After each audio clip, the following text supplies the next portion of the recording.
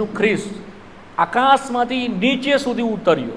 નીચે એટલે ન કેવળ પૃથ્વી પર આવી અને માણસ બની અને કિંમત ભરી આપીને ચૂકવી, પણ સેઓલ સુધી તે ગયો. સેઓલ સુધી, પૃથ્વીના પેટાળની નીચે સુધી તે ગયો, કે જેથી કરીને તે સર્વને ઉપર સુધી લઈ જાય. ક્યાં? ભરપૂર કરવાને, એ હાઈલી પોઝિશન, સ્વર્ગીય સ્થાન સુધી. માણસ કે જે અધિપતન થયેલો છે, માણસ કે જે સર્વ પ્રકારના નીચે કોપ ને શ્રાપની નીચે છે, બંધનની નીચે છે, તેને પરિણામે તેને બાળી નાખવામાં આવશે. દેવનું વચન બી આપનાર દેવ છે, વૃદ્ધિ આપનાર દેવ છે, કાપી નાખનાર પણ કોણ છે? જેને ફળ લાગતા નથી તેને હું મળે, જ્યાંથી પાણી મળે તેની પાસે આપણે રહેવાને ટેવાયેલા છે. જો આપણે એ પ્રમાણે રહેતા નથી અને ત્યાંથી પામતા નથી તો આપણે વહેલા સુકાઈ જશું. કદી એવું નહીં માનો કે મેં એક વખત સાંભળ્યું છે એટલે મારે હંમેશા રહેશે. નહીં રહે. શેતાન ચોરી જશે વચનને, કાંટા અને ઝાંખરા વચન દાબી નાખશે. આપણી બેજવાબદારી, આપણી ગાફલિયતતા, આપણું બેદરકારીવાળું જીવન આપણામાં દેવનું વચનને ઊંડું ઉતરવા દેતું નથી. કેરલેસ નહીં રહીએ વાલાઓ, છેલ્લા દિવસો છે. This the last time. પ્રભુ ગમે તારા આવશે ને ગમે તારા પ્રગટ થઈ જશે. વારંવાર દેવનો આત્મા તમારી સાથે, મારી સાથે વાત નહીં કરે. હું સદા, મારો આત્મા તમારી સાથે વાત નહીં કરશે. ઉત્પત્તિના 6 અધ્યાયમાં દેવનું વચન નિરર્થક જાય છે. ઓ વાલાઓ, દેવનો ભયંકર કોપ બીજા ઉપર આવે કે નહીં આવે તો મને ખબર નથી. જેઓએ સુવાર્તા સાંભળી નથી તેઓના માટે મને ખબર નથી, પરંતુ જેઓએ દેવની સુવાર્તા સાંભળી છતાં ફળવંત નહીં થયા, તમારી ને મારી સાથે દેવ બહુ કઠણ રીતે વર્તશે. આપણા કરતા સદોમ ને ગમોરાને સહેલ રહેશે. આ દેવનું વચન છે. કપરનહૂમને એટલે આપણને લોકોને વધારે કઠણ અનુભવ થશે પ્રભુનો, કારણ કે તેઓની પાસે સુવાર્તા ગયેલી નહોતી, તેઓની પાસે દેવનું વચન ગયેલું નથી, તેઓને પાણી બી પાવામાં નથી આવ્યું. પણ આપણને દેવે વચન આપ્યું, પાણી આપ્યું, છતાં જો ફળની આશા રાખે, મજબૂત હશે, ઊંડા ઉતરેલા હશે, તો કેવા હશે ફળ? પુષ્કળ ફળ હશે. તો સાઇન શું છે ફળની? રૂટ. સમજ પડી? ફળનું ચિહ્ન શું છે? કે તમારા મૂળ ઊંડા ગયેલા છે.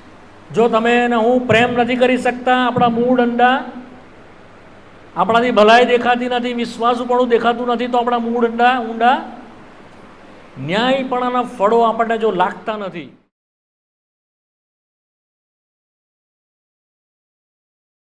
અથવા તો આત્મિક સફળતા, એની ઉપર આજ સાંજે જોવાના છે પ્રભુની ઈચ્છામાં. પૃથ્વી પરના આશીષો, પૃથ્વી પરની સફળતા, પૃથ્વી પર જે કુશળતા છે, કે પ્રોસ્પરિટી છે, ઇટ ઇઝ અ ટેમ્પરરી. એ ક્ષણિક કે થોડાક સમયના માટે છે. But the spiritual prosperity it is eternal. આત્મિક સફળતા, આત્મિક કુશળતા એ અનંત કાળ સુધી ટકનારી છે. માટે દેવનું વચન સૌથી પહેલાં એની શરૂઆત કરે છે, જેમ તારો આત્મા કુશળ છે તો તું સર્વ વાતે કુશળ રહે. જો આત્મા આપણો કુશળ નથી તો બીજી બાબતમાં કુશળતા, બીજી બાબતમાં સફળતા આપણે પામી શકતા નથી.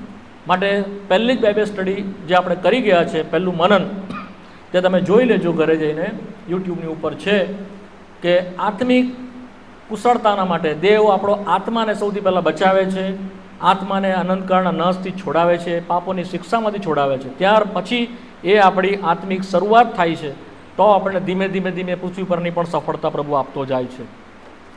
એક બે વચનોથી શરૂઆત કરીશું. એફએસસીનો પત્ર, તેનો 4થો અધ્યાય. આપણે વારાફરતી વાંચવાના છે થોડીક કલમો. એફએસસીનો પત્ર, તેનો 4થો અધ્યાય અને તેની 10મી કલમથી 16મી કલમ સુધી આપણે વારાફરતી વાંચીશું. એફએસસીનો પત્ર 4થો અધ્યાય, તેની 10મી કલમથી લઈને 16મી કલમ સુધી વારાફરતી વાંચીએ. મળી ગયું બધાને? ઓકે. જે ઉતર્યો તે એ છે કે જે સર્વને ભરપૂર કરવાને સર્વ આકાશો ઉપર ચડે. 11મી કલમ.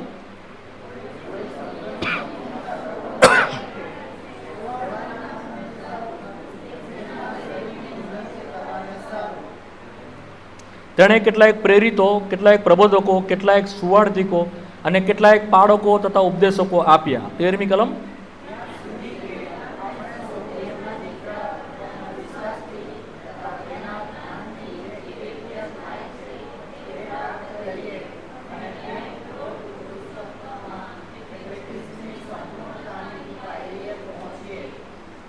ચૌદમી કલમ. જેથી હવે પછી આપણે બાળકોના જેવા માણસોની ઠગાઈથી, ભ્રમણામાં નાખવાની કાવત્ર ભરેલી યુક્તિથી, દરેક ભિન્ન ભિન્ન મતરૂપી પવનથી ડોલા ખાનારા તથા આમ તેમ ફરનારા ન થઈએ.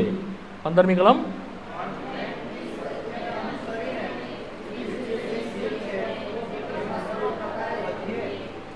એનાથી આખું શરીર ગોઠવાઈને તથા દરેક સાંધા વડે જોડાઈને દરેક અંગ પોતાની શક્તિ પ્રમાણે કાર્ય કર્યાથી પ્રેમમાં પોતાની ઉન્નતિને સારું પોતાની વૃદ્ધિ કરે છે. જીવતા બાપ, થોડોક સમય તમારા મૂલ્યવાન વચનોની આસપાસ અમે રહેવાના છે. કૃપા કરીને અમારી મુલાકાત લો. આ તમારું વચનને અમારે સારું ખુલ્લું કરો, સમજવાને સારું અમારા આંતરચક્ષુને ઉઘાડો. પવિત્ર પિતાજી, તમારી ઉપસ્થિતિમાંથી કોઈ પણ ખાલીતા ના જાય. મારા જેવા નકામાને વધસ્તંભની પાછળ સંતાડી દો. બહુ નિર્બળતા સાથે, અધૂરાઈની સાથે, અયોગ્યતાની સાથે તમારા મૂલ્યવાન લોકોની આગળ ઊભા રહેવાના માટે પણ મારી પાસે કોઈ યોગ્યતા નથી. માટે પ્રભુજી, હું પોતે પોતાની સર્વ ભૂલોને કબૂલું છું. કૃપા કરીને વેદીના અંગારાથી મારા જીભને પણ સ્પર્શ કરો. સનાતન કરારના લોહીની નીચે મને લાવો. અને પવિત્ર બાપ, જે બોલવાનું યોગ્ય છે અને જે ઉચિત છે અને જે જરૂરનું છે અને આ સંધ્યાએ જેનો ખપ છે તે જ બોલાય. બાકીનું સર્વ પ્રભુ દૂર કરવામાં આવે. માણસનું જ્ઞાન પણ પ્રભુ અમે ચાહતા નથી. ઉપરના સ્વર્ગીય બાબતોને તમે આ સંધ્યાએ ખુલ્લી કરો. તમારો આત્મા સર્વ વાતનો અંકુશ કરે અને તમારું વચન સોંસરું લોકોના હૃદયોમાં સીધે સુધી ઉતરે અને જીવન આધીનતામાં આવે એવી કૃપા માંગીએ છીએ. અમે પ્રોસ્પર થઈએ આત્મિક રીતે. માટે તમારી ભલી મનસાને, તમારી ઈચ્છાને અમારા માટે આ સંધ્યાએ પ્રભુ તમે પ્રગટ કરો. અમારું સાંભળો. પ્રભુ ઈશ્વરના નામમાં માંગીએ છીએ. આમીન. જે પ્રમાણે અહીંયા તમે જો 3-4 જગ્યાએ આ વાતને, ઉન્નતિને, પ્રોસ્પરિટીને, પ્રોગ્રેસને, ગ્રોથને, વૃદ્ધિને લખવામાં આવ્યું છે. 10મી કલમની તમે 11મી કલમ આપણે વાંચીએ છીએ. સંતોની સંપૂર્ણતા કરવાને અર્થે અને શરીરની ઉન્નતિ કરવાને માટે તે એટલે કે પ્રભુ ઈસુ ખ્રિસ્ત આકાશમાંથી નીચે સુધી ઉતર્યો. નીચે એટલે ન કેવળ પૃથ્વી પર આવી અને માણસ બની અને કિંમત ભરી આપીને ચૂકવી, પણ સેઓલ સુધી તે ગયો. સેઓલ સુધી, પૃથ્વીના પેટાળની નીચે સુધી તે ગયો કે જેથી કરીને તે સર્વને ઉપર સુધી લઈ જાય. ક્યાં?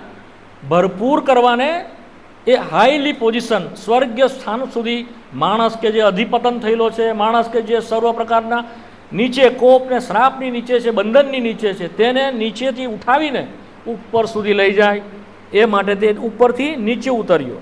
અચ્છા, પછી એના માટે સંતોની ઉન્નતિ કરવાના માટે, સંપૂર્ણતા કરવાના માટે અને શરીરની ઉન્નતિ કરવાના માટે તેણે કેટલાય તેના દાસોને મૂક્યા, સેવકોને આપ્યા, પ્રબોધકોને, પાળકોને, ઉપદેશકોને, સુવાર્તિકોને અને કેટલાય પ્રબોધકોને અને પ્રેરિતોને એણે આપ્યા. જેથી કરીને શું થાય? શરીરની ઉન્નતિ થાય, મંડળીની ઉન્નતિ થાય.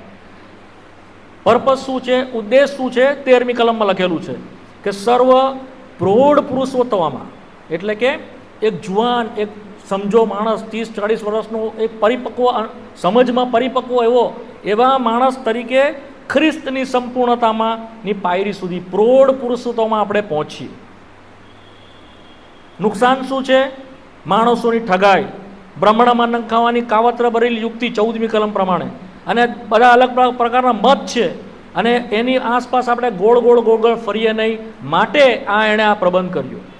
15મી કલમ પ્રમાણે આપણે શિર જે ખ્રિસ્ત છે મંડળીનું, એમાં સર્વ પ્રકારે વધીએ, ગ્રો થઈએ, પ્રોસ્પર થઈએ. અને કેવી રીતે થાય છે? 16મી કલમ પ્રમાણે એ શરીરની અંદર આપણો જે ભાગ છે એ લઈને, શરીરમાં જે આપણી જગ્યા છે ત્યાં રહીને, એકબીજાની સાથે મળીને, ઈસુ ખ્રિસ્તના શિરની નીચે આધીનતામાં રહીને આપણે પ્રત્યેક પોતપોતાનું કામ કરવા દ્વારા પ્રેમમાં આપણે ઉન્નતિ કે વૃદ્ધિ કરીએ. તો આ આત્મિક નિયમ, આત્મિક સિદ્ધાંત આપવામાં આવેલો છે. અને અત્યારે વિગતવાર સમજાવતો નથી, પરંતુ ટૂંકાણમાં એટલું કહું છું કે આત્મિક પ્રગતિ કે આત્મિક ઉન્નતિની શરૂઆત એ પ્રભુ ઈસુ ખ્રિસ્તને ઓળખવા દ્વારા, એની ઉપર વિશ્વાસ કરવા દ્વારા, ઉદ્ધાર કે પાપોની માફી દ્વારા થાય છે. અને તે કેવી રીતે બને છે? પસ્તાવો કરવા દ્વારા. કેવી રીતે બને છે? સૌથી પહેલું કામ શું થાય છે? રિપેન્ટન્ટ. એ આપણે વાંચીએ છીએ નીતિ વચનના પુસ્તકની અંદર, અને તેના 28મા અધ્યાયમાં. નીતિ વચન 28, પ્રોવર્બ ચેપ્ટર 28 અને તેની 13મી કલમ વાંચીએ.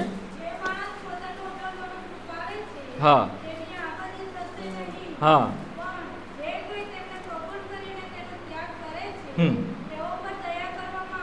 હા, આ બહુ અદ્ભુત કલમ લખવામાં આવેલી છે. એ એમ બનાવે છે કે જે કોઈ માણસ પોતાના ઉલ્લંઘનને સંતાડી દે છે તેની આબાદી, પ્રોસ્પરિટી, ઉન્નતિ તો થશે જ નહીં.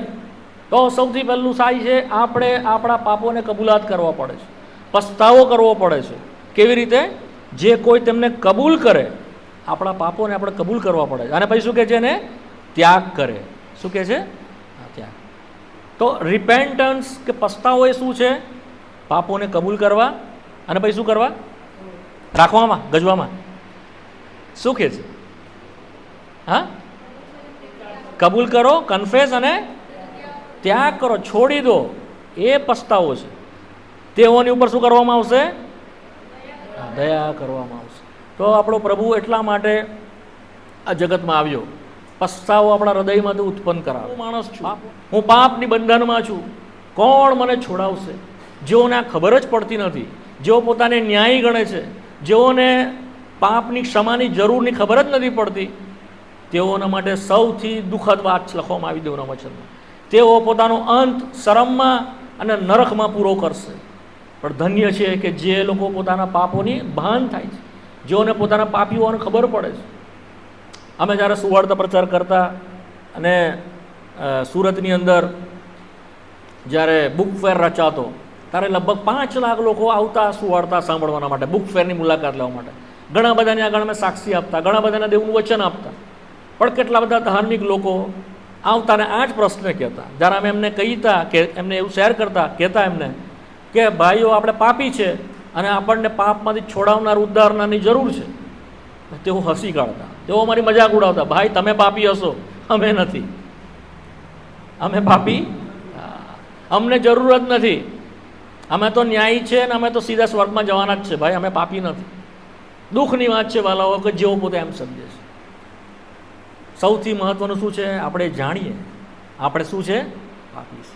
આપણને ઉદ્ધાર કરનારની, બચાવનારની જરૂર છે. તો આ સૌથી પહેલાં આંખ આપણી ખુલવી જોઈએ.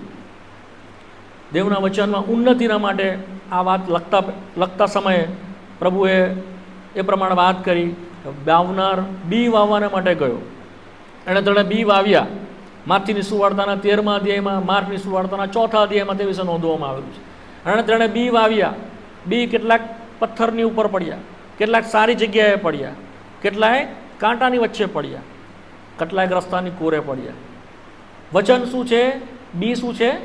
દેવનું વચન છે. તમે સર્વ સારી રીતે જાણો છો. જોઈ લઈએ થોડી કલમો ત્યાંથી. માર્કની સુવાર્તા તેનો 4થો અધ્યાય. માર્કની સુવાર્તા તેનો 4થો અધ્યાય અને તેની 3જી કલમથી લઈને 8મી કલમ સુધી છે. વારાફરતી વાંચી જઈએ ઝડપથી, નાની છે એટલે. સાંભળો, જુઓ, વાવનાર વાવવાને સારું બહાર ગયો. 4થી કલમ.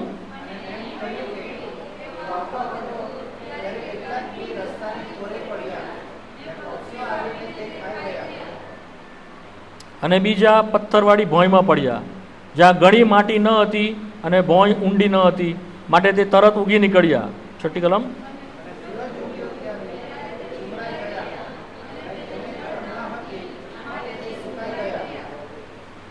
અને બીજા કાંટાના ઝાડમાં પડ્યા, અને કાંટાના ઝાડાએ વધીને તેને દાબી નાખ્યા, અને તેણે ફળ ન આપ્યું.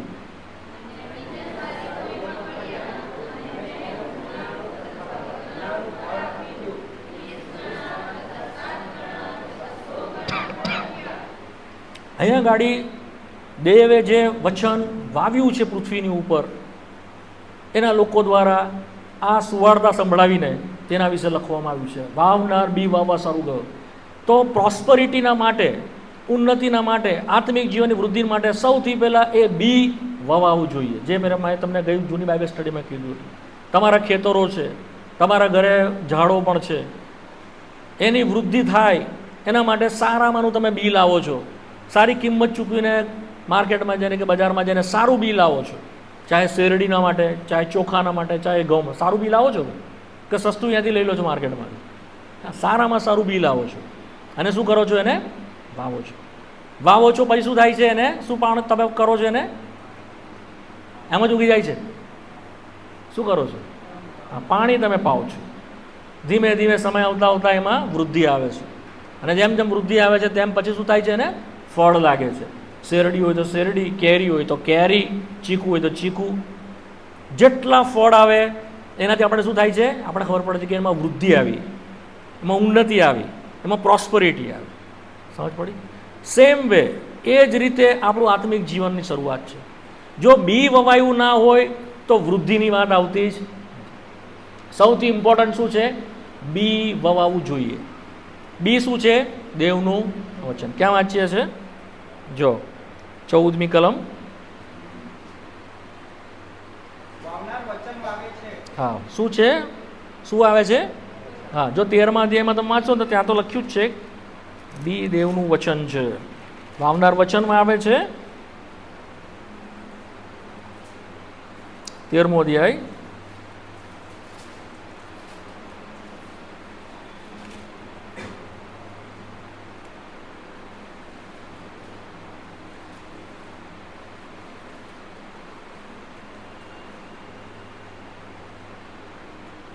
અહીંયા આગળ લખ્યું નથી મારી ખાતે, લુકની સુવાર્તામાં હશે. એનીવે, તો જે વચન વાવનાર શું આવે છે?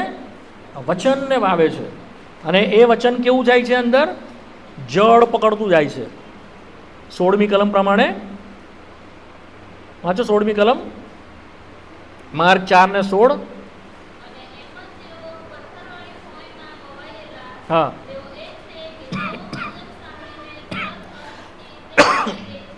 17મી કલમ.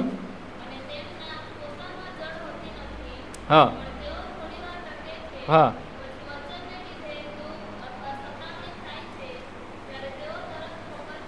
હા, જળ હોતી નથી.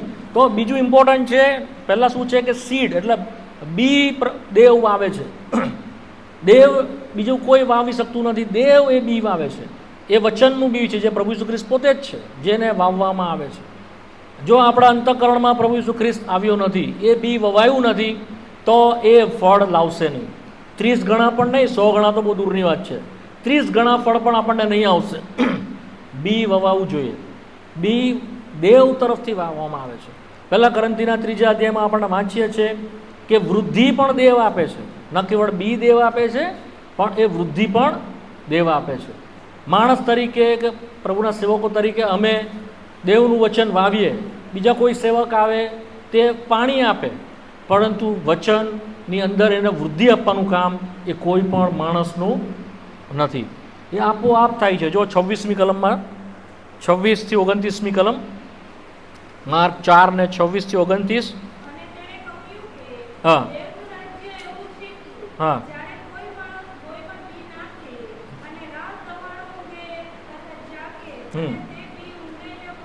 હા, રાત દોડે તે ઊંઘી જાય છે. વાવવાવાળો શું કરે છે? વાવીને ઊંઘી જાય છે અને તે બી ઉગે છે. 27મી કલમ. હા, પણ એ કેવી રીતે બને છે એને જાણતો, એને ખબર નથી પડતી કેવી રીતે બને છે. 28મી કલમ. હા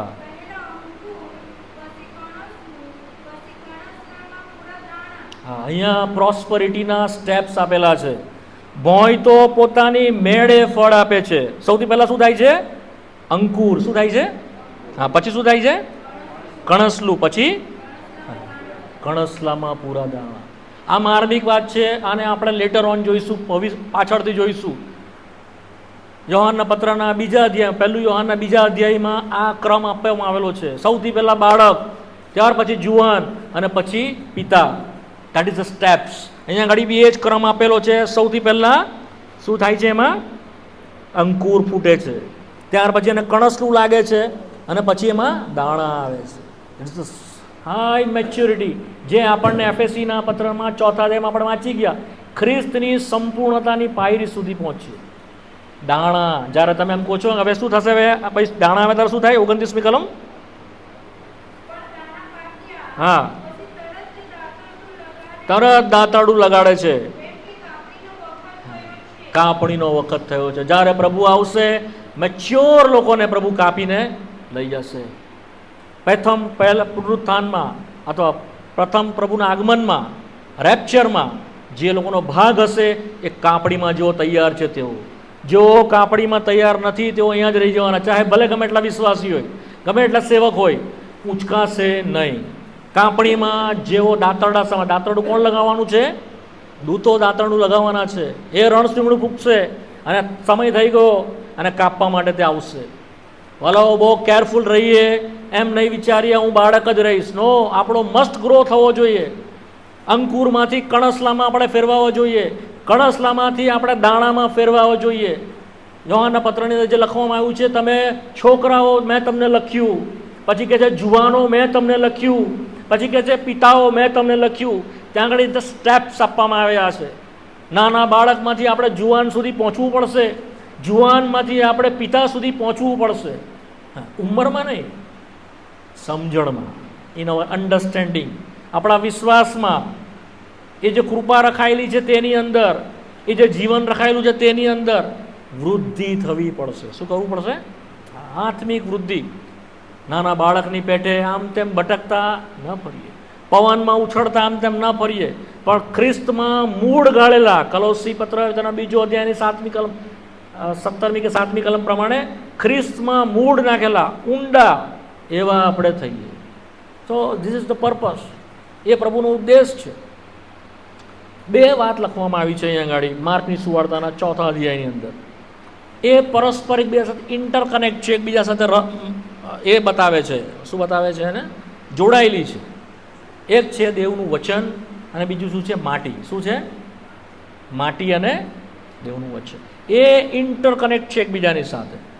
દેવનું વચન માટીની સાથે બરાબર મેળસેળ થાય તો જ વૃદ્ધિ આવે, અથવા તો નહીં આવે. તમને ખબર છે કે એના માટે શું શું જરૂર પડે છે? હા, પાણીની જરૂર પડે છે, બહારથી પ્રકાશની જરૂર પડે છે, લાઇટ. પછી શું જરૂર પડે છે? ઓક્સિજનની જરૂર પડે છે, તો એ ઉગે. ઓક્સિજન, લાઇટ અને પાણીની એડિશનલ જરૂર પડે છે. પણ સૌથી ઇમ્પોર્ટન્ટ શું છે? માટી કેવી છે. શું ઇમ્પોર્ટન્ટ છે? How soil is. જો 5મી કલમ શું કહે છે? 4 અધ્યાય 5મી કલમ.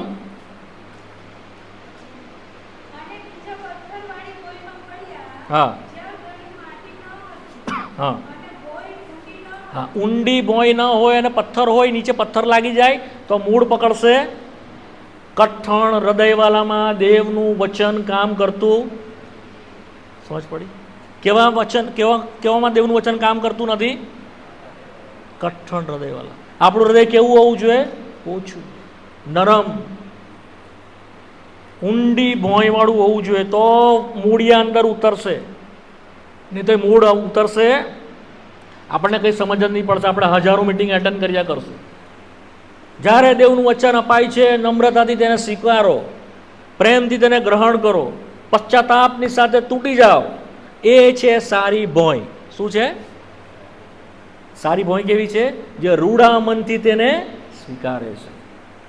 8મી કલમ. હા, સારી ભોંયમાં પડ્યા. રિમેમ્બર, લખોતા માર્ક કરી દો. કેવી જમીનમાં પડેલા છે તે? સારી ભોંયમાં પડ્યા છે. તે શું કરે છે? હા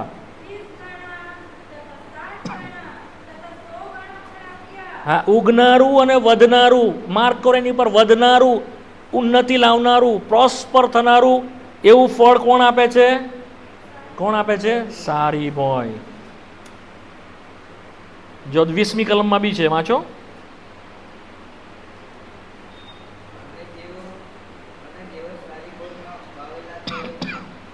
હા, સારી ભોંયમાં વાવેલા છે. હા હા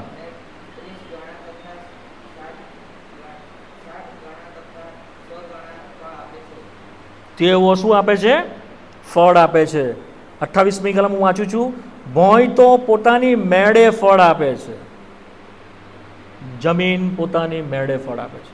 કોઈએ કોઈ બહારથી ટેકો કરવાની જરૂર પડશે નહીં. વાવનાર તો વાવીને જતો રહેશે. અમને કંઈ જ ખબર નહીં પડતી વાલાઓ, અમે તો તમને દેવનું વચન વાવીને જઈએ છીએ, પછી અમે સૂઈ જઈએ છીએ. દેવનું વચન કહે છે અમે શું કરીએ છીએ? અમે એ કશું કરી શકતા નથી. એની ઉપર પાણી પાવનાર પાણી પાસે, વચન આપનાર બી નાખનાર બી વાવશે. અમે એનાથી આગળ કંઈ કરી શકતા નથી. અમારા હાથમાં જ નથી. વૃદ્ધિ દેવ આપે છે, પણ તમારો રોલ શું છે? એને એક્સેપ્ટ કરવાનું વચનને. જો તમે વચનની સામે થશો, એની સામે પીઠ ફેરવી નાખશો, એની સામે અક્કડ ગરદન રાખશો, તો દેવનું વચન તમારી અંદર કામ નહીં કરે. સમજ પડી?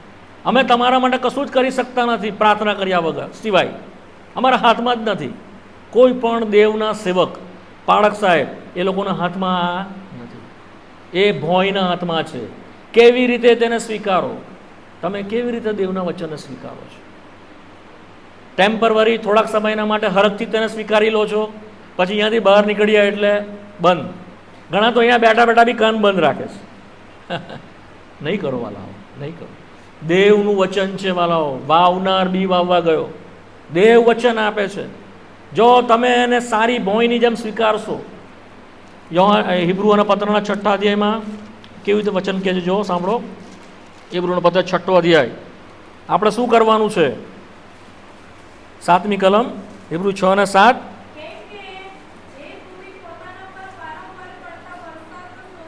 હા, વરસાદનું કેવું કરવાનું છે? શોષણ કરવાનું. વચન બી સ્વીકારવાનું છે અને વારંવાર વરસાદ. અમે અત્યારે જે વચન આપીએ છીએ, વરસાદની પેટે તમારી પાસે આવે છે. એ કેવી રીતે એને કરવાનું છે? શોષણ કરવાનું છે. પછી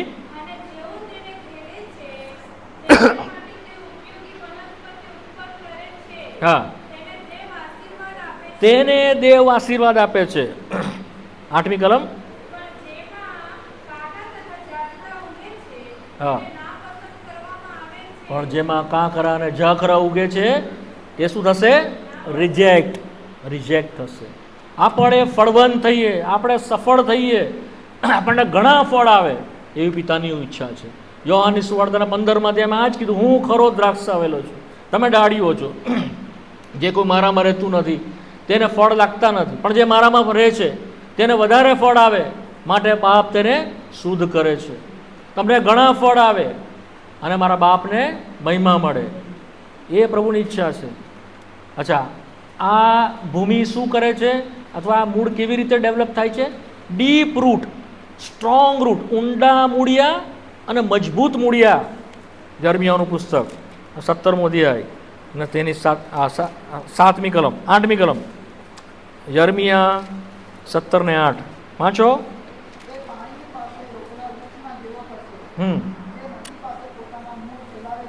હા હા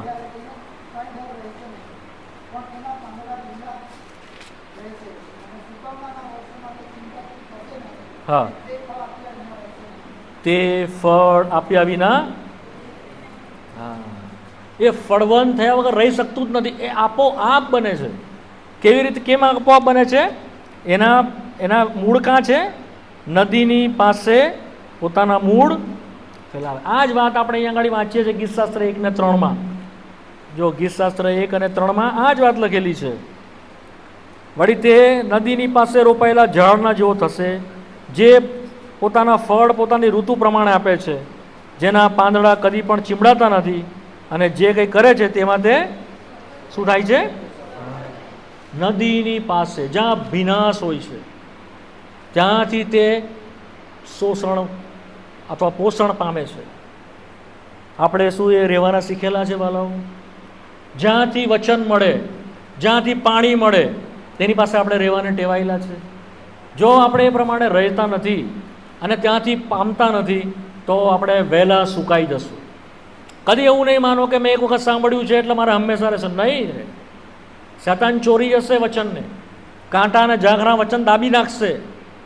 આપણી બેજવાબદારી, આપણી ગાફલિયતતા, આપણું બેદરકારીવાળું જીવન આપણામાં દેવનું વચનને ઊંડું ઉતરવા દેતું નથી. કેરલેસ નહીં રહીએ વાલાઓ. છેલ્લા દિવસો છે. This is the last time. પ્રભુ ગમે તારા આવશે ને ગમે તારા પ્રગટ થઈ જશે. વારંવાર દેવનો આત્મા તમારી સાથે મારી સાથે વાત નહીં કરે. હું સદા મારો આત્મા તમારી સાથે વાત નહીં કરશે. ઉત્પત્તિના 6 અધ્યાયમાં જ પ્રભુએ કહી દીધું.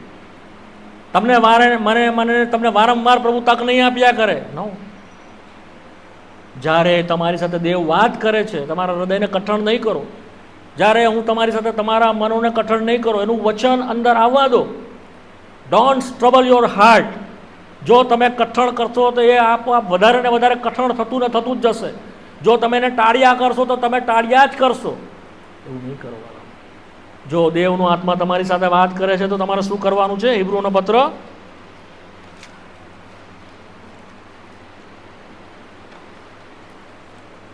જો ત્યાં એક કલમ છે, 3 અધ્યાય 15મી કલમ. હા હા હા. જો તમે તેની વાણી સાંભળો તો તમારા હૃદયને કઠણ કરો. પ્રભુનો આત્મા આપણી સાથે વાત કરે છે વાલાઓ. ઘણીવાર વચન દ્વારા વાત કરે, ઘણીવાર માંદગીમાં લાવીને વાત કરે, ઘણીવાર અકસ્માતમાં પાડીને વાત કરે. કેન પ્રકારે એની પાસે ઘણી રીતો છે વાત કરવાના માટે. પણ જો આપણે હૃદયને કઠણ કરી દઈએ, દેવના આત્માને આપણે ના પાડતા રહીએ, તો દેવનો આત્મા તમારી પર જબરજસ્તી નહીં કરે. સમજ પડે છે વાલાઓ? એને જીવન સોંપો. જો પ્રભુ તમારી સાથે વાત કરતો હોય ને કહેતો હોય કે તમારું જીવન મને સોંપી દે, મારા દીકરા તારું અંતઃકરણ મને આપ, તારા માર્ગો મને સોંપી દે, મારા ઉપર વિશ્વાસ કર, તારું જીવન મને આજે આપી દે, તો આપણે આપી દેવું જોઈએ.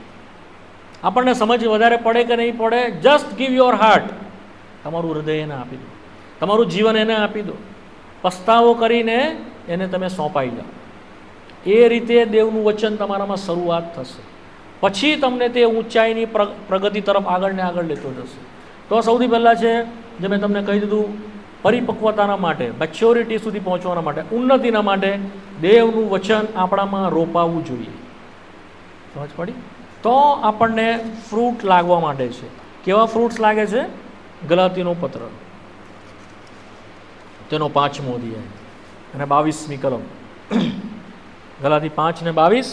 પણ પવિત્ર આત્માનું ફળ હા. પ્રેમ, આનંદ, શાંતિ, સહનશીલતા, દયાળુપણું, ભલાઈ, વિશ્વાસુપણું, નમ્રતા તથા સંયમ છે. એવાની વિરુદ્ધ કોઈ નિયમ નથી. 9 ફળ લખવામાં આવેલા છે અહીંયા આગળ. જો કે એક જ ફળ છે પવિત્ર આત્માનું, એના 9 ભાગ છે. આ ફળ આપણને ક્યારે લાગે છે? જ્યારે આપણે પ્રભુની સાથે સાથે ચાલતા ચાલતા આગળ વધીએ છીએ. નદીની પાસે રોપાયેલા જેવા ઝાડના જેવા ભૂમિ આપણી એ શોષીને, અને વરસાદનું પાણી જે પ્રભુના વચન દ્વારા અમે વારંવાર તમને આપીએ છીએ, વારંવાર દેવનું વચન તમારી પાસે લાવીએ છીએ, એને સોસતા આપણે ફળવાન થતા જઈએ છીએ. પવિત્ર આત્મા આપણામાં એ ફળોને બહાર લાવશે. કેવી રીતે? તમારામાંથી પ્રેમ દેખાશે, મારામાંથી એ વિશ્વાસ દેખાશે, સહનશીલતા દેખાશે, માયાળુપણું દેખાશે, ભલાઈ દેખાશે, આનંદ, શાંતિ એ દેખાશે. તો રૂટ દેખાતું નથી, મૂળ દેખાતું. શું દેખાય છે? ફળ. જો મૂળ અંદર ડીપ ગયા હશે, સ્ટ્રોંગ હશે, મૂળિયા જો અંદર મજબૂત હશે, ઊંડા ઉતરેલા હશે, તો કેવા હશે ફળ? પુષ્કળ ફળ હશે. તો સાઇન શું છે ફળની? રૂટ. સમજ પડી? ફળનું ચિહ્ન શું છે? કે તમારા મૂળ ઊંડા ગયેલા છે. જો તમે એને હું પ્રેમ નથી કરી શકતા, આપણા મૂળ ઊંડા, આપણાથી ભલાઈ દેખાતી નથી, વિશ્વાસુપણું દેખાતું નથી, તો આપણા મૂળ ઊંડા. ન્યાયપણાના ફળો આપણને જો લાગતા નથી, લોકો જોઈને કહેતા નથી કે ખ્રિસ્ત આનામાં દેખાય છે, એનું જીવન કેટલું બધું ફળવાન છે આત્મિક રીતે, આ બધા ફળ લાગેલા છે, તો મૂળ અંદર ગયા. ઉપર જ છે. આપણી જમીન કેવી છે? પથ્થરવાળી છે, કઠણ હૃદયની. વારંવાર આપણને કહેવામાં આવે છે, પણ આપણું તો પોષણ કે શોષણ થતું જ નથી, અંદર ઉતરતું જ નથી. માટે કાંટા અને ઝાંખરા ઉગે છે. પરિણામે તેને બાળી નાખવામાં આવશે. દેવનું વચન બી આપનાર દેવ છે, વૃદ્ધિ આપનાર દેવ છે, કાપી નાખનાર પણ કોણ છે? જેને ફળ લાગતા નથી તેને હું શું કરે છે પ્રભુ? જે મૂળિયા અથવા જે રોપા મારા બાપે રોપ્યા નથી તેને ઉખેડી નાખવામાં આવશે. માથીની સુવાર્તાના 15 અધ્યાયની 35મી. જે પૌધા, જે ઝાડ મારા બાપે વાવેલા નથી તે પ્રભુ સહાય કરવા લાવો. ગ્રો થવાના માટે, આત્મિક ઉન્નતિ લાવવાના માટે, વૃદ્ધિ લાવવાના માટે દેવ આપણને એનું વચન આપણામાં જન્માવે, આપણામાં નાખે, જેથી કરીને એનું વચન આપણને ફ્લરિશ કરાવે, ફ્રૂટફુલ કરાવે. આ જગતમાં બીજું એવું કંઈ નથી કે જે આપણને ફળવંત બનાવી શકે. એનું વચન છે. શું છે? હા, વચન છે. તો સૌથી પહેલાં આપણે શેમાં ફળવંત થવાનું છે? આપણા તારણમાં ફળવંત થવાનું. શેમાં થવાનું છે? હા, થોડાક જોઈ લઈએ. ભાગ છે પિત્તરનું પત્ર. સફળતા, ઉન્નતિ શેમાં છે? સૌથી પહેલાં છે તારણમાં વૃદ્ધિ કે સફળતા છે. પહેલું પિત્તર તેનો 2 અધ્યાય તેની 3જી કલમ. પહેલું પિત્તર 2 અને 3.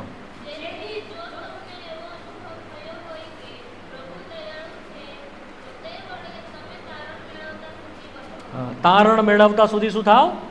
હા, બધો બી પ્રોસ્પર ઇન યોર સાલ્વેશન. જો તમને એવો અનુભવ થયો કે દેવે દયા કરી, આ અંતરિયાળ ગામ સુધી દેવની સુવાર્તા તમને સંભળાવી, લોકોએ કેટલા કષ્ટ, મુશ્કેલી, દુઃખો ઉઠાવીને તમારી સુધી દેવનું વચન પહોંચાડ્યું.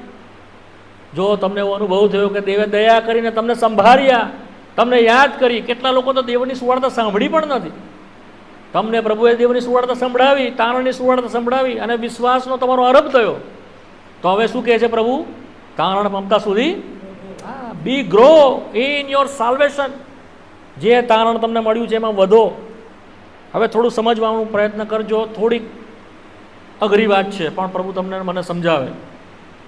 તારણ એ 3 સ્ટેપમાં છે. કેવી રીતે છે તારણ? હા, તમે ચાહો તો લખી લો. 3 સ્ટેપ છે. આજે ને આજે આપણું બધું તારણ થઈ જતું નથી. તારણ કેવી રીતે થાય છે? 3 તબક્કામાં થાય છે. સૌથી પહેલાં આપણું તારણ શેનું થાય છે? આપણા આત્માનું તારણ થાય છે.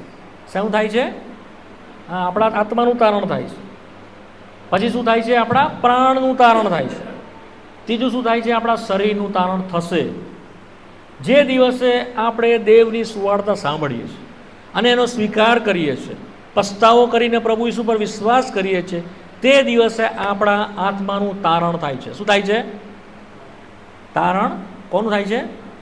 હવે તમને એમ થાય કે ભાઈ તારણ એટલે શું? તારણ એટલે પાપોની માફી, પાપોમાંથી છુટકારો. શું છે તારણ એટલે? પાપમાંથી છુટકારો. ક્યાં વાંચીએ છીએ? માથીની સુવાર્તા તેનો 1 અધ્યાય અને તેની 21મી કલમ.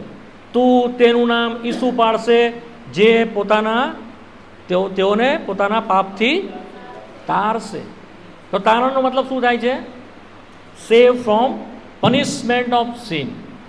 પાપોની માફીથી બચાવ એ સૌથી પહેલું તારણ છે. તમારો ને મારો આત્મા તે જ દિવસે બચી જાય છે.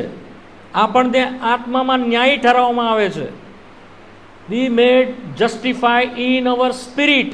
આપણને આત્મામાં ન્યાય ઠરાવવામાં આવ્યા છે. જસ્ટિફિકેશનનું કામ સૌથી પહેલું થાય છે. હવે દેવ આપણો આત્મામાં કોઈ દોષ જોતો નથી, માટે તેનો આત્મા આપણામાં, પવિત્ર આત્મા આપણામાં રહેવા માટે આવે છે. માટે તે આપણી સંગત કરી શકે છે. માટે આપણે તેની સાથે પ્રાર્થનામાં વાતચીત કરી શકીએ છીએ. તે આપણી સાથે વાત કરે છે. તે આપણો સ્વીકાર કરીને આપણો બાપ બને છે, પિતા બને છે અને આપણે તેના દીકરા બને છે. કેમ? આપણા આત્માનું તારણ થાય છે. માટે સમજ પડી? નહીં સમજ પડી? સૌથી પહેલું શું થાય છે? આપણા આત્માનું તારણ. જોઈ લો પિત્તરનો પત્ર, પહેલો પત્ર તેનો 1 અધ્યાય 9મી કલમ. પહેલું પિત્તર 1 ને 9.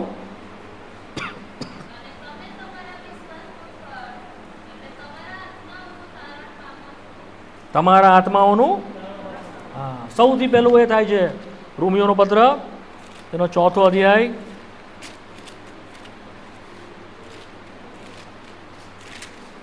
રોમી 4:25મી કલમ.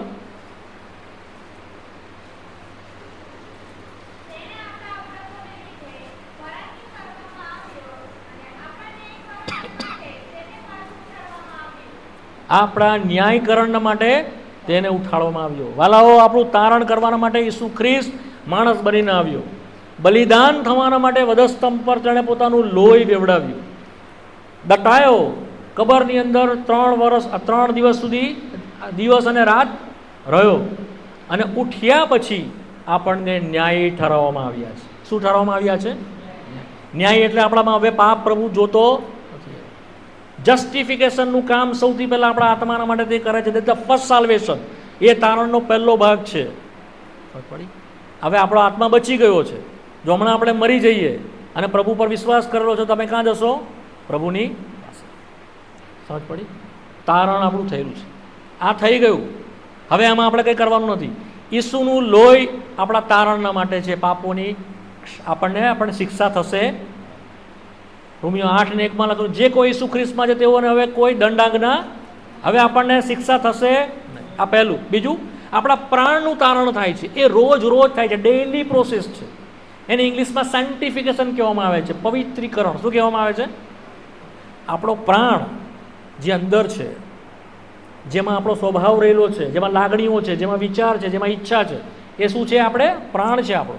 એનું તારણ શું થાય છે? રોજ થાય છે. ડે બાય ડે એને પ્રભુ પવિત્ર કરતો જાય છે. શું કરે છે? કેવી રીતે થાય છે? એના વધસ્તંભ દ્વારા. કેવી રીતે થાય છે? આત્માનું તારણ માટે ઈસુનું લોહી છે. આત્માના તારણ માટે કોનું લોહી છે? ઈસુનું લોહી છે. પ્રાણના તારણ માટે ઈસુનું વધસ્તંભ છે. શું છે? જેમ તે મરાયો તેમ જેમ આપણે મરીએ છીએ રોજ આપણી ઈચ્છાના માટે, આપણા વિચારોના માટે, આપણી યોજનાઓના માટે, આપણા દેહના માટે, જગતના માટે, આપણા પોતાના સંદર્ભમાં આપણે મરતા જઈએ છીએ, અને ઈસુ આપણામાં જીવતો જાય છે, પ્રભુ ઈસુ. એમ રોજ આપણું શું થાય છે? તારણ થાય છે. શું થાય છે? અઘરું છે થોડું, પણ સમજો. સેન્ટિફિકેશનનું કામ થાય. શું થાય છે? પવિત્રીકરણનું કામ થાય છે. આત્મા બચી ગયો, પણ પ્રાણ બચેલો નથી. પ્રાણને પ્રભુ રોજ બદલતો જાય છે. એનામાં એ આપણું તારણ થાય છે રોજ. થેસલોનિકીનો પત્ર 4 પહેલું થેસલોનિકી 4 અને 3. કારણ કે દેવની ઈચ્છા એવી છે કે હા તમારું પવિત્રીકરણ હા થાય, હા એટલે કે તમે વ્યભિચારથી દૂર રહો. એટલે કે તમે વ્યભિચારથી, દરેક પ્રમાણની અશુદ્ધતા, દરેક પ્રમાણની ગંદકી રોજ પ્રભુ આપણામાંથી કેવો કરતો જાય છે? કાઢતો જાય છે. પહેલા દિવસે થતું નથી. મેં તમને કહ્યું ને, આ જે માટી અને વચનનું કામ છે, અંદર રોજ થાય છે. અંકુરમાંથી કણસલામાં આપણે બદલાતા જઈએ છે. એ કોણ કામ કરે છે? વધસ્તંભ કરે છે. ખ્રિસ્તનો વધસ્તંભ. કરુણ છે વાલાઓ, અઘરો છે. માટે પ્રભુ, જે કોઈ મારી શિષ્ય થવા માંગે છે, પોતાનો વધસ્તંભ ઉચકીને મારી પાછળ એ આપણા પ્રાણનું તારણ કરે છે. તે શું કરશે? આપણને એના માટે તૈયાર કરતો જશે. અને ત્રીજું જે છે, આપણા શરીરનું તારણ થશે. શું થશે? પહેલું આપણા આત્માનું તારણ થઈ ગયું. પ્રાણનું તારણ રોજ થાય છે. અને છેલ્લા દિવસે જ્યારે પ્રભુ આવશે ત્યારે શું થશે? આપણા શરીરનું તારણ થશે. શું થશે? આપણા શરીરનું તારણ. આ શરીર છે ને, નાશવંત છે વાલાઓ. એ માટીમાં જવાનું છે, અધમ અવસ્થામાં. પણ તે અધમ અવસ્થાનું એવું રૂપાંતર કરશે કે તે તેના મહિમાવંત શરીરના જેવું થાય. Glorious body. એ આપણી મહિમાની આશા છે. શું છે? મહિમાની આશા. એટલે આપણે એની આશાથી રાહ જોઈને બેઠા છે. આ શરીર આપણને લઈ લેવામાં આવશે, નવું શરીર આપવામાં આવશે. તો પાપની શિક્ષામાંથી બચી ગયા, પાપની સામર્થ્યમાંથી આપણે રોજ પ્રાણનું તારણ, એટલે પાપના સામર્થ્યમાંથી તે આપણને બચાવે છે.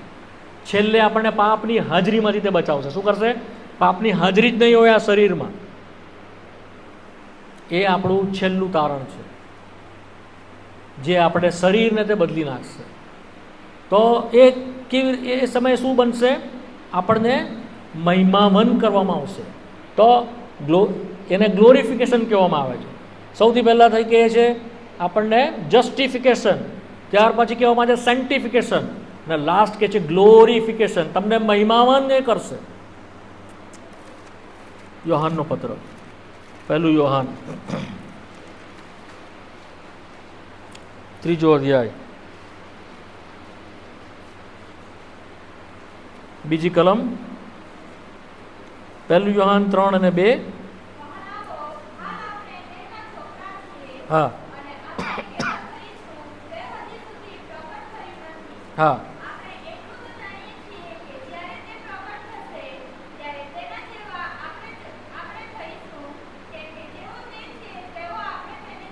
હા, જ્યારે તે પ્રગટ થશે ત્યારે આપણે કેવા થઈશું? એના જેવા થઈશું. અચ્છા, ત્રીજી કલમ.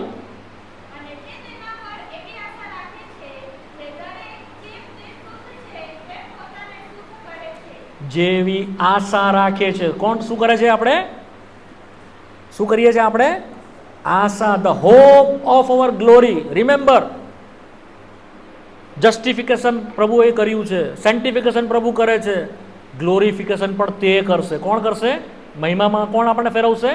He is alone. તો આપણે શું કરીએ છીએ? એવી આશા રાખીએ છીએ. કલોસી 1:27 કહે છે, ખ્રિસ્ત કે જે મારા મહિમાની આશા છે. મહિમામાં ફેરવવાના માટે આપણે આશા રાખીએ છીએ. પણ જે કોઈ એવી આશા રાખે તેને શું કરવાનું છે? જેમ તે શુદ્ધ છે તેમ પોતાને. મલિનતામાં રહીએ તો ભૂલી જજો, આશા રાખતા જ નહીં. સમજ પડી? જો શુદ્ધતાની આશા રાખીએ છીએ, પ્રભુ સાથે સાથે ચાલીએ છીએ, જયવંત થતા જઈએ છીએ, એના વિશ્વાસમાં આપણે વધતા જઈએ છીએ, એની કૃપામાં આપણે વધતા જઈએ છીએ, એના શિરપદની નીચે મંડળીની અંદર વધતા જઈએ છીએ. ગ્રો ગ્રો ગ્રો સ્પિરિચ્યુઅલ આપણે આત્મિક રીતે વૃદ્ધિ પામતા જઈએ છીએ. એક દિવસ રણશીંગડું વાગશે અને આપણે પળમાં બદલાઈ જઈશું. આપણું તારણ સંપૂર્ણ થશે. તો એ પિત્તર કહે છે, તમારા તારણમાં વધો, બેસી નહીં રહો. ઘણી વાર આપણે તારણ પામીને બેસી જ રહીએ છીએ.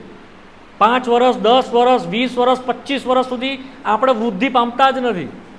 રોજ જ પ્રભુ મારા માફ કર, મારા પાપોની ક્ષમા આપો. રોજ જ ઉઠીને પ્રભુ મારા માફ કર, મારા પાપોની ક્ષમા કર. પાછા બીજા દિવસે એવા ને એવા. પાછા પ્રભુ રોજ મારા પાપોની ક્ષમા મને માફ કર. વૃદ્ધિ નથી. ફળ દેખાવા જોઈએ. કાલ કરતા આજ તમારી વધેલી હોવી જોઈએ. તમે જ ચેક કરો પોતે. પ્રભુનો મેં સ્વીકાર ક્યારે કર્યો? કેટલા વર્ષ થઈ ગયા? મારામાં કેટલી વૃદ્ધિ આવી? હું એને કેટલું જાણું છું? આપણે જોઈશું.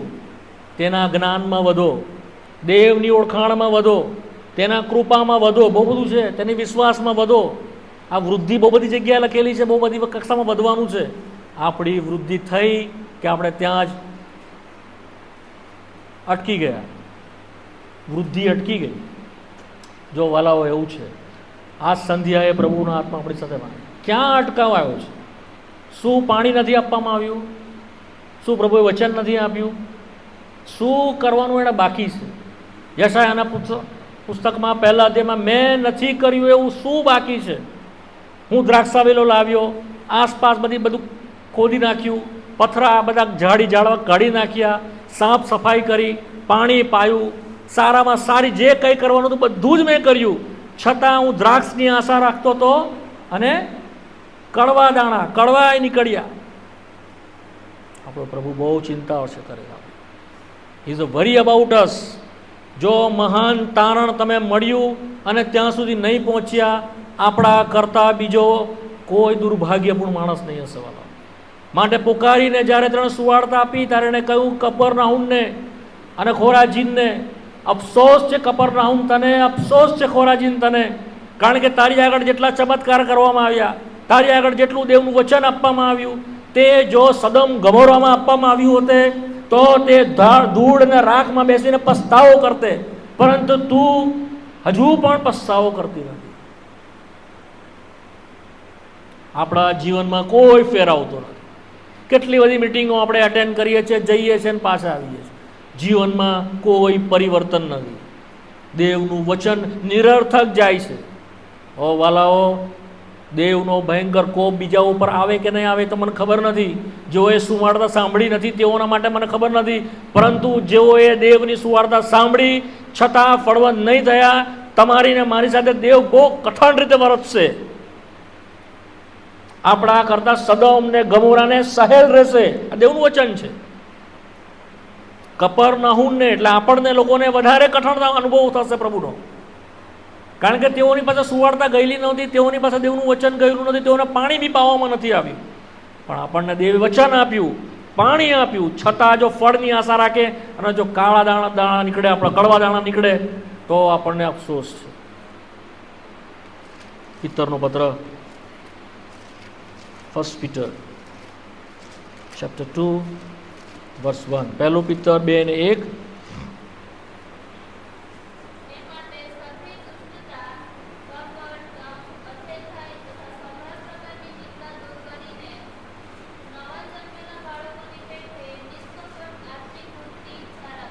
હા, ગ્રો ઇન ધ વર્ડ, દેવના વચનમાં વધો.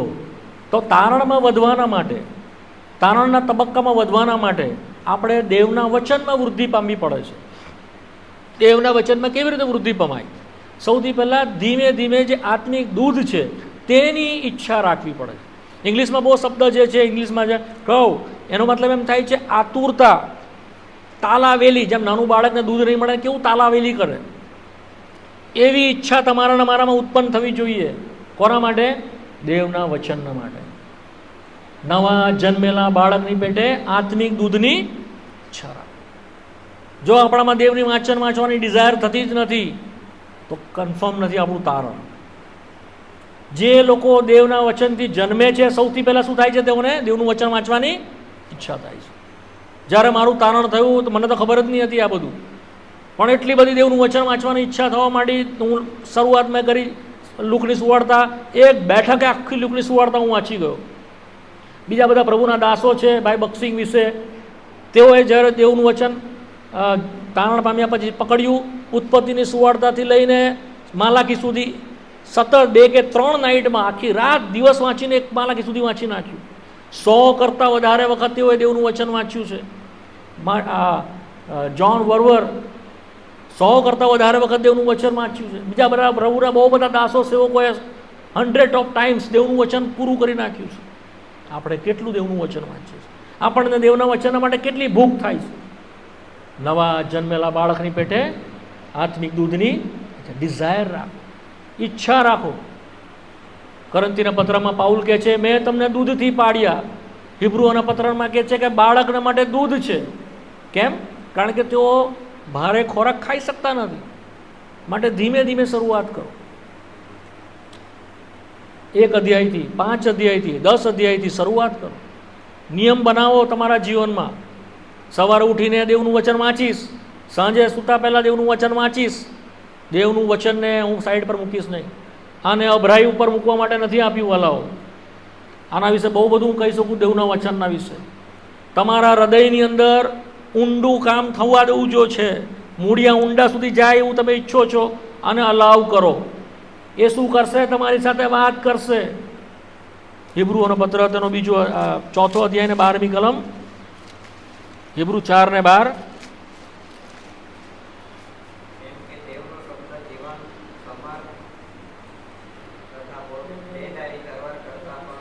હા, બહુ શાર્પ છે, 2 ધારી તલવાર કરતાં બી શાર્પ છે. કેવું છે? જીવન છે, લિવિંગ અને પાવરફુલ છે. પછી હા હા, જીવ અને આત્માને, આપણો જો પ્રાણ જેનું તારણ થયું નથી અને આત્મા, એ બંનેને કેવા કરી દે છે? જુદા પાડે છે, આમ છૂટા કરી દે છે. પછી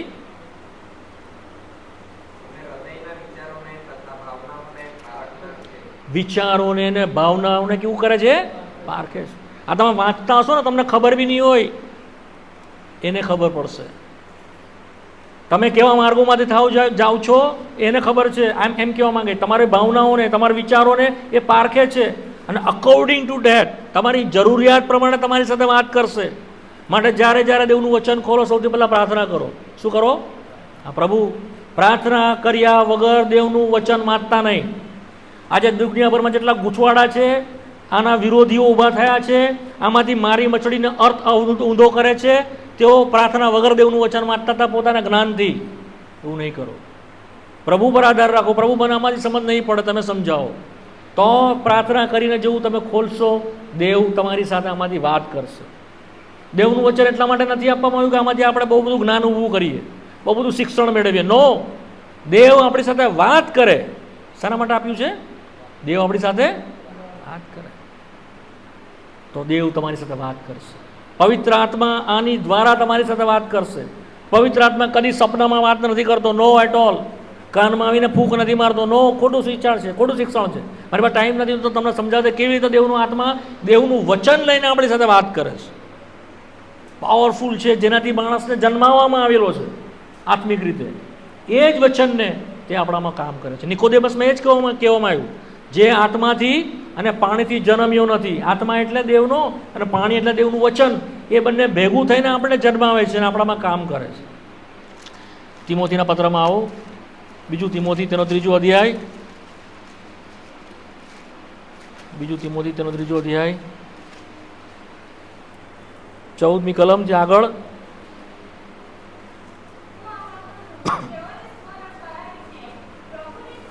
ના બીજું તિમોથી 3 અધ્યાય 14મી કલમ.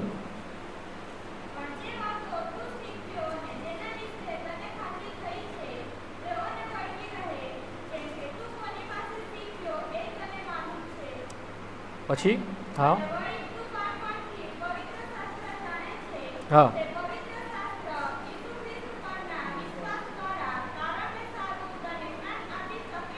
હા હા 16મી કલમ.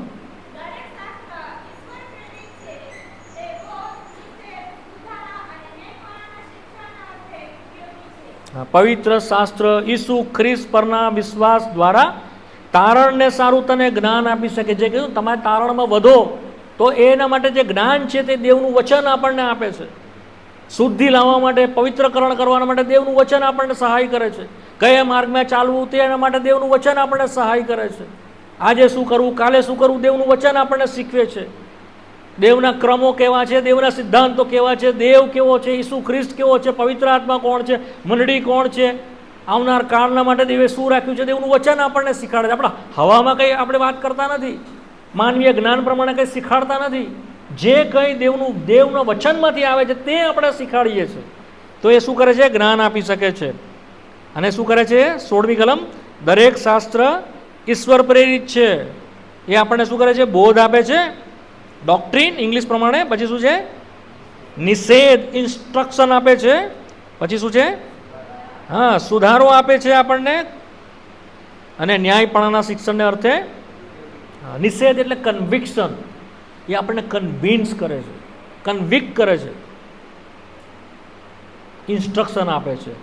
અને આપણને સુધારો એટલે કન્વર્ઝનમાં લાવે છે, આપણને બદલે છે, ન્યાયપણાના માટે આપણને તૈયાર કરે છે. 17મી કલમ,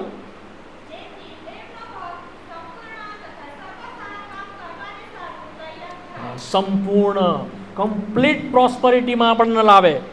અને પહેલો અધ્યાય 20મી કલમ,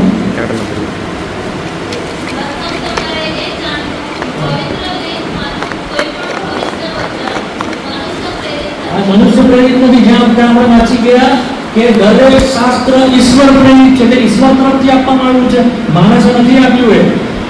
એ 21મી કલમ,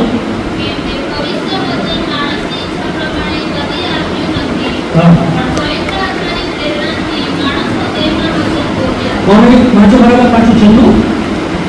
કેમ કે પવિત્ર આત્માની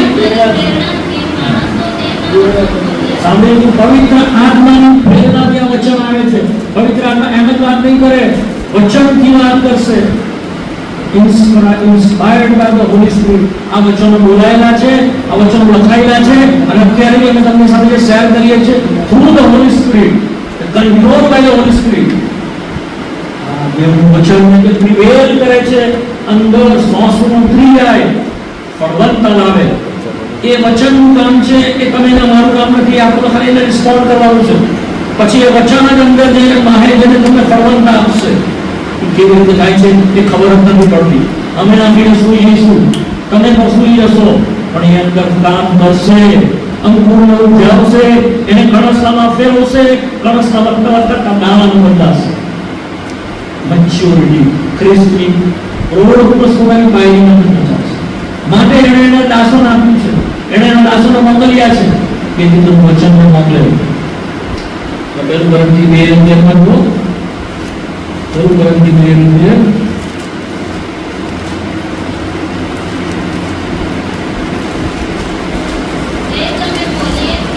હા વાસ્તવિક જ્ઞાને શીખવેલી ભાષામાં નહીં, હા પણ પવિત્ર આત્માએ શીખવેલી ભાષામાં હા આધ્યાત્મિક બાબતોને આધ્યાત્મિક ભાષાથી સમજાવીએ છીએ. કેવો જણ બોલીએ છીએ? શું બોલીએ છીએ?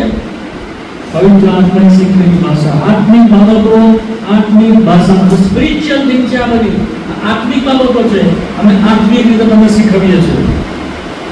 અને પહેલા થેસલોનિકીની એ વાત લખેલી છે, પહેલું થેસલોનિકી તેનો બીજો અધ્યાય 11 બોલો.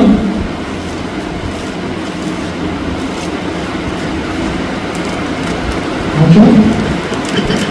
તમે જ્યારે અમારી પાસેથી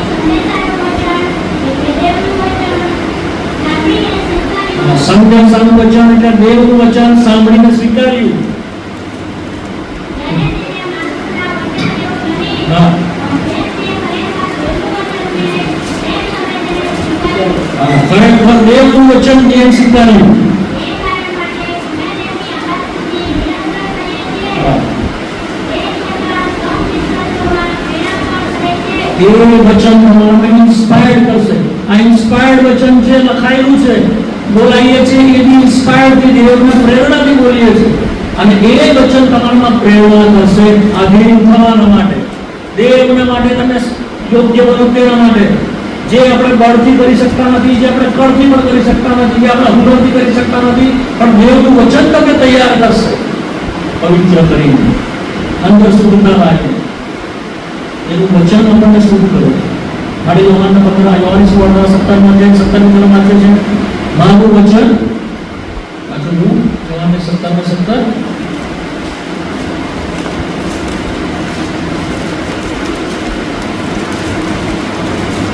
સત્યથી તેઓને પવિત્ર કર. હા તારું વચન સત્ય છે.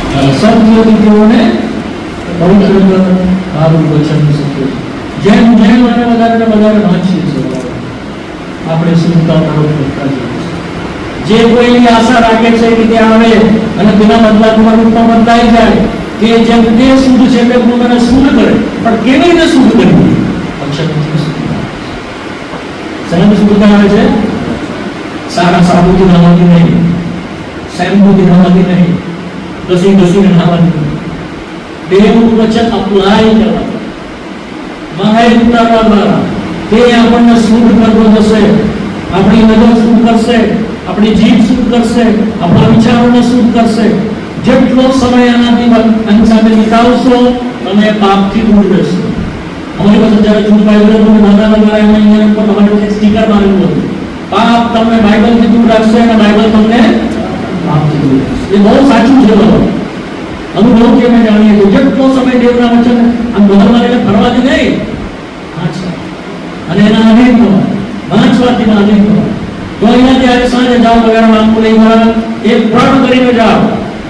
જો પ્રગતિ તમારે આત્મિક પ્રગતિ થવા ચાહે છે તમારામાં, ન તો પણ કારનો બુદ્ધિ કરવા માંગે છે એટલું નહીં, પણ વચનમાંથી ચાલો બધો નક્કી કરો કે રોજના હું 5 અધ્યાય 10 અધ્યાય વાંચીશ. નિયમિત ખાવાનું ભૂલી જાવ તો કઈ નહીં, ખેતરમાં જવાનું ભૂલી જાવ તો કઈ નહીં, 5-10 મિનિટ નોકરીમાં લેટ જાવ તો કઈ નહીં, એવું હું વચન વાંચીશ. નક્કી કરો, તમારા મનમાં નક્કી કરો. પ્રભુ તમે જાણે ને પ્રભુ જાણે, માટી જાણે અને સીટ જાણે. અમે તો ખાલી રોકનારા પાણી બનાવે છે. અમારી અહીંયાથી પૂરી થઈ ગઈ સેવા, અમારી જવાબદારી પૂરી થઈ ગઈ. ના પ્રભુનું વચન છે, તમે જવાબદાર બનશો. રિસ્પોન્ડ કરો, ડોન્ટ ગો વિધાઉટ રિસ્પોન્ડ. દેવને પ્રત્યુત્તર આપ્યા વગર આ જગ્યા નહીં છોડો. પ્રભુને યાર કમિટ કરીને જાઓ. પ્રભુ તારું વચન વાંચીશ, નહીં સમજાય તો બી વાંચીશ.